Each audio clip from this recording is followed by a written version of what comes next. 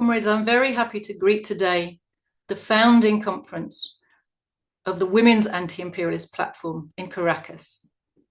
This is a very significant development for our movement and a project that is very close to my heart.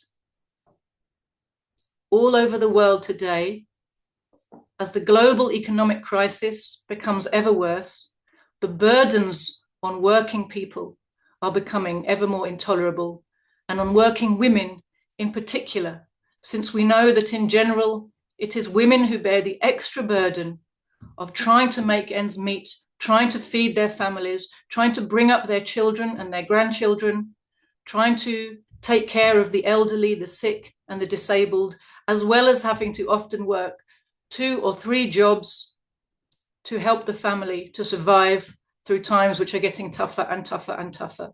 And of course, these problems are being compounded by the spread of war across the globe, which is targeting ever more countries and communities, ever more families being broken up, suffering under massacre or in having to flee as refugees.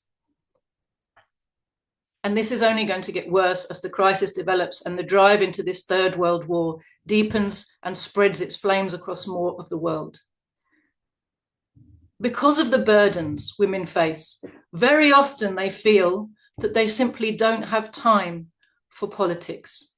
They're too busy just trying to make ends meet, trying to keep the family together, trying to put food on the table.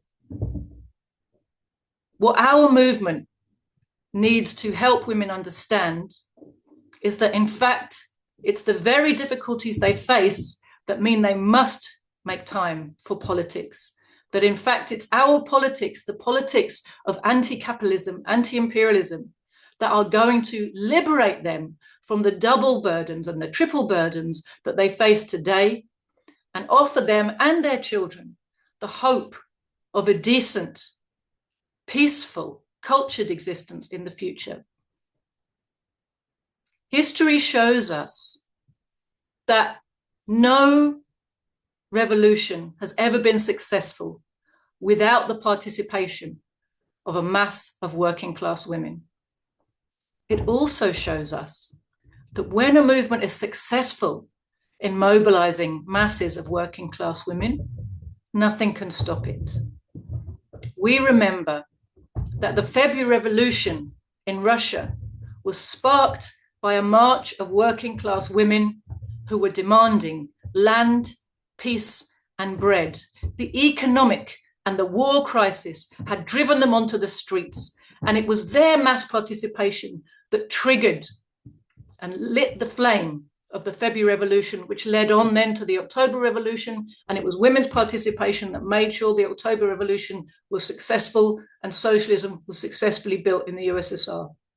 We've seen this time and again in other revolutions, in China, in the DPRK, in Vietnam, in Burkina Faso, in many places, of course, in Cuba, and very much in Venezuela.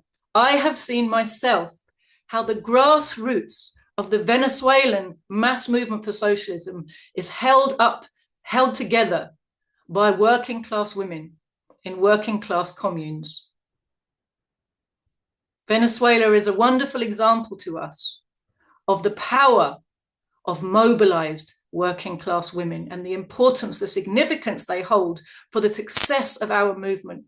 In Venezuela, I am quite sure it's the strength of the communes and the working class women who hold those communes together, who have built them and who hold them firm at the roots. It's the strength of the communal movement which is enabling Venezuela to stand firm against relentless aggression, attacks, sabotage, and war threats from the imperialists, economic starvation attempts. Venezuela has weathered an incredible storm over the last 25 years, and the imperialists are not giving up and going away, quite the reverse. Because of their own crisis and their own desperation, they are doubling down and coming harder for Venezuela. They really want to destroy the good example Venezuela is setting to the rest of Latin America. They want to take back control of Venezuela's oil, which they desperately need, especially as they're losing their grip in the Middle East. Venezuela is standing firm precisely because it rests on a network of working class communities, and those working class communes rest on the strength, the activism, the militance, and the commitment of working class women. So we see the importance and the significance for our movement's success in mobilizing women into our ranks. And we must help women to see that it's our politics that offers them and their families a truly bright future. So comrades, I wish your meeting success. I wish success to our movement in this time of great increasing struggle. And I hope to see you all soon.